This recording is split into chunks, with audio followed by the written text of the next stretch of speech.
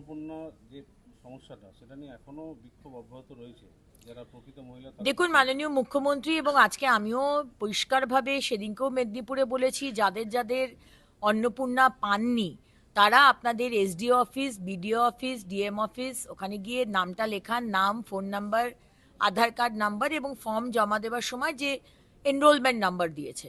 এবং যারা যোগ্য নয় তারা পাবেন না। মানে আর যদি আপনারা রাস্তায় কান্নাকাটি করেন হবে না। মানে আমরা 3,000 টাকা দিচ্ছি, আপনি ইনকাম ট্যাক্স যদি দেন তাহলে আপনি পাবেন না, সেটা আপনাকে বুঝতে হবে।